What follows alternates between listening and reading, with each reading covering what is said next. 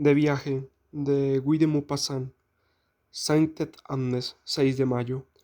Mi querida amiga, me pidió que le escribiera a menudo para contarle sobre todo cosas que hubiera visto. Asimismo me pidió que hurgara entre mis recuerdos de viajes para encontrar en ellos esas breves historias, aprendidas de un campesino que conocí, de un posadero, de un desconocido que pasaba, que dejan en la memoria como un rastro indeleble de un lugar, con un paisaje esbozado en unas pocas líneas y una breve historia narrada en unas pocas frases. Créame que puede mostrarse el verdadero carácter de una región, volverla viva, visible, dramática. Lo intentaré, de acuerdo con su deseo. Le mandaré, pues, de vez en cuando, cartas en las que no se hablará ni de mí ni de usted, sino solo del horizonte y de los hombres que se mueven en él. Empiezo, pues. La primavera es la época en que, en mi opinión, deberíamos beber y nutrirnos de paisaje. Es la estación de los estremecimientos, igual que el otoño es la estación de la reflexión. En primavera el campo excita la carne, en otoño penetra en el espíritu. Este año he querido respirar la flor de azahar y he partido para el sur, en la época en que todos vuelven de allí. He pasado por Mónaco, ciudad de peregrinos, rival de la Meca y de Jerusalén, sin dejar dinero en los bolsillos ajenos, y he subido a la alta montaña, bajo un techo de limoneros, de naranjos y de olivos. ¿Ha pasado alguna vez una noche, amiga mía, en un naranjal florido? El aire que allí se respira con delicia es la quinta esencia de los aromas. Esa fragancia intensa y suave, sabrosa como una golosina, parece confundirse con nosotros, nos impregna, nos embriaga, nos hace languidecer, nos provoca un amodorramiento soñoliento y soñador.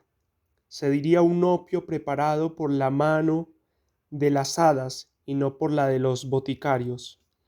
En esta la tierra de los barrancos, la dorsal de las montañas está por doquier quebrada y recortada, y en todos esos repliegues sinuosos crecen verdaderos bosques de limoneros, de trecho en trecho, donde los escarpados valles se detienen en una especie de escalinata. Los hombres han construido embalses que retienen el agua de las tormentas. Son grandes hoyos de paredes lisas, sin ningún asidero que se ofrezca a la mano de quien pueda caer allí. Iba yo lentamente por uno de estos valles, mirando a través del follaje los frutos brillantes que colgaban todavía de las ramas.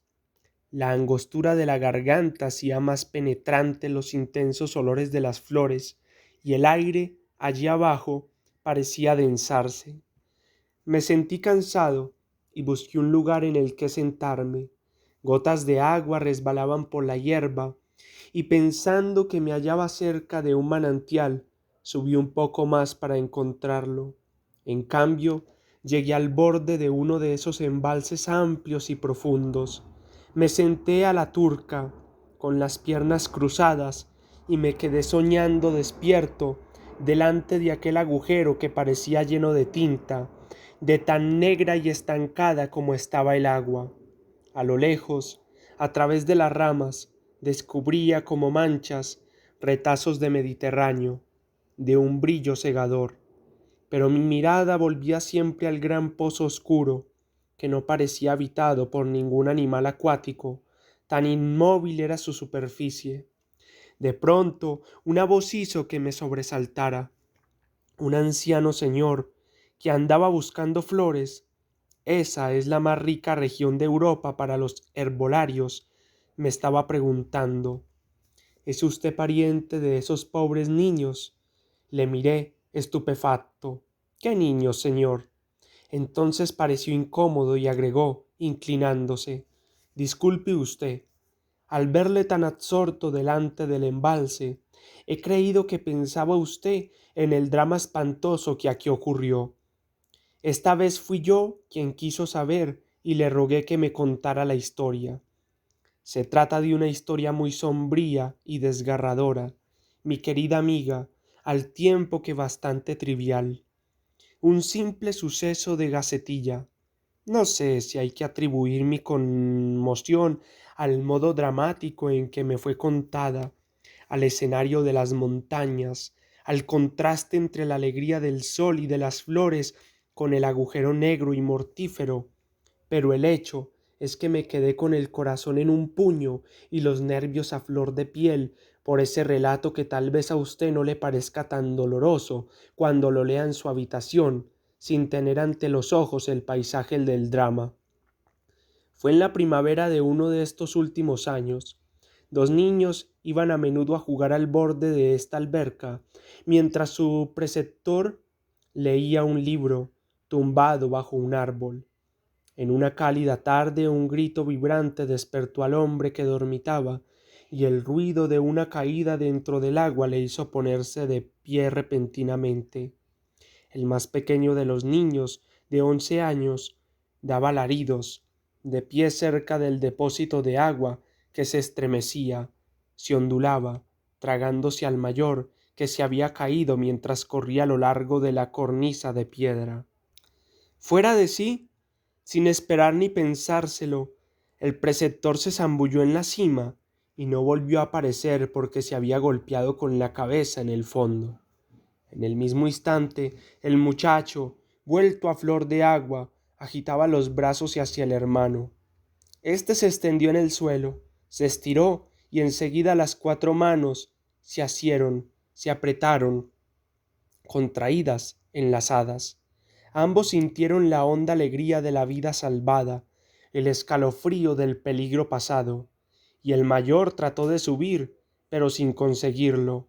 La pared era recta, y su hermano, demasiado débil, resbalaba poquito a poco hacia el agujero. Permanecieron inmóviles, dominados nuevamente por el espanto, y esperaron. El más pequeño apretaba con todas sus fuerzas las manos del mayor y lloraba nerviosamente mientras repetía: «No puedo sacarte, no puedo sacarte». Y de repente se puso a gritar: «¡Socorro! ¡Auxilio!». Pero su voz aguda apenas si lograba traspasar la bóveda de follaje de encima de sus cabezas. Así permanecieron largo rato, horas y horas, cara a cara, esos dos chiquillos, con el mismo pensamiento, la misma angustia y el espantoso temor a que uno de los dos, agotado, aflojara la débil presión de sus manos, y pedían ayuda, siempre en vano, hasta que finalmente el mayor, que temblaba de frío, le dijo al menor: «No resisto más, voy a soltarme. Adiós, hermanito». El otro, jadeante, repetía: todavía no, espera». Cayó la noche tranquila, con sus estrellas reflejadas en el agua. El mayor, extenuado, dijo: «Déjame libre una mano, voy a darte mi reloj». Se lo habían regalado unos días antes y desde entonces era su mayor preocupación. Consiguió cogerlo, se lo alargó al pequeño, que, sollozando, lo dejó a su lado en la hierba. Era noche cerrada. Las dos pobres criaturas postradas no aguantaban sino a duras penas. El mayor, finalmente, sintiéndose perdido, susurró aún: «Adiós, hermanito, dales un beso a mamá y a papá». Y sus dedos paralizados se abrieron, se zambulló y no volvió a aparecer. El pequeño, tras quedarse solo, empezó a llamarlo como loco: «Paul, Paul», pero el otro no volvía. Entonces se fue corriendo por la montaña, tropezando con las piedras, trastornado por el dolor más atroz que pueda oprimir el corazón de un niño, y llegó, que parecía un muerto, al salón donde esperaban sus padres, y de nuevo se perdió al llevarles al oscuro depósito. No encontraba ya el camino. Finalmente reconoció el lugar.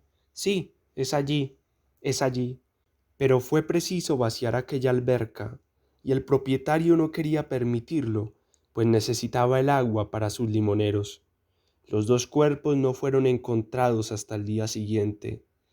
Como puede ver, mi querida amiga, es un simple caso de crónica de sucesos, pero si hubiera visto usted ese pozo, se habría quedado como yo, con el corazón encogido pensando en la agonía de aquel muchacho colgado de las manos de su hermano, en la lucha interminable de esos dos chiquillos acostumbrados solo a reír y a jugar, y en ese simple detalle, el reloj dado a su hermano. Me decía entre mí que el azar me preserve de recibir nunca semejante reliquia. No conozco nada más espantoso que el recuerdo ligado a un objeto familiar del que no podemos ya desprendernos. Piense que cada vez que toque ese sagrado objeto, el superviviente volverá a ver la horrible escena, el depósito, el muro, el agua calmada y el rostro descompuesto de su hermano, vivo y tan perdido como si estuviera ya muerto. Durante toda su vida, a cada hora, retornará esa visión, despertada de nuevo apenas la punta del dedo roce el bolsillo de su chaleco. Me quedé triste hasta la noche. Dejé, subiendo en todo momento, la región de los naranjales por la región de los olivos, y la de los olivos por la región de los pinos. Luego pasé por un valle pedregoso, llegando a continuación a las ruinas de un antiguo castillo, levantado, se afirma, en el siglo X por un caudillo sarraceno, hombre prudente, que hizo bautizar por amor a una muchacha. Por todas partes en torno a mí, montañas y delante el mar con una mancha casi indistinta, Córcega, o mejor la sombra de Córcega.